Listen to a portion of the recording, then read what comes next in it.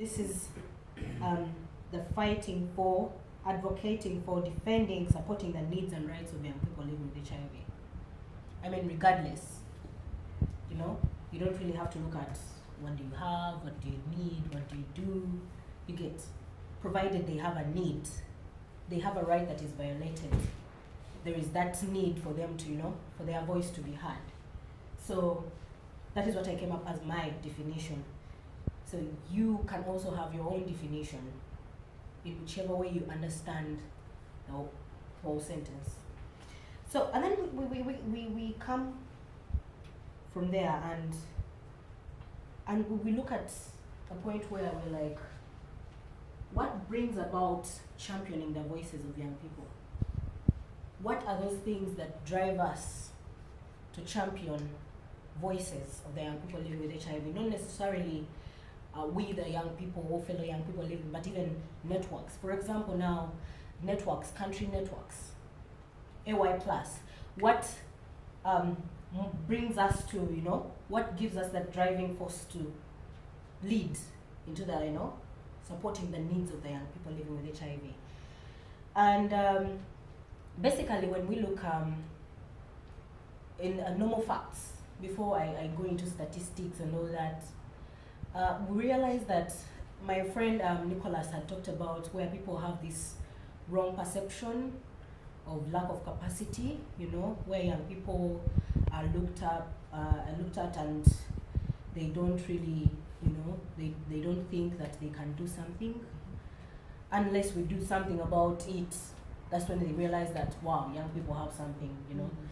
Unless an organization pushes us, that is when people will see that young people have something that is valuable that they can, you know, give out. Now, for example, some of the needs that make us go an extra mile of championing these voices, one of them is rights of our young people living with HIV at some extent, or you may never know, in some African countries are violated. For example, when it comes to disclosure, there are some clinics or health facilities that will not really consent, you know, a young person living with HIV when it comes to disclosing their status. The services that they offer the young people living with HIV, especially the sexual reproductive health services. I'll give an example of my health center. Until we had to, you know, raise a voice, we're not given those services. I mean, we're being probed, you know, questioned. Why do you need this? Why do you need that? Why do you want family planning? Why do you want this? Why do you want condoms? Why do you want, you know? And you would end up being the topic of the day, topic of the week. The girl came to the clinic, she wanted condoms, she has already started having sex at an early age, you get. And whenever you could, let's say, become pregnant, if you never wanted to, but the fact that you would not receive those services, still that would be also another problem. So basically, those services that are meant for the young people living with HIV are not fulfilled. And that brings us to calling for championing of the voices of young people.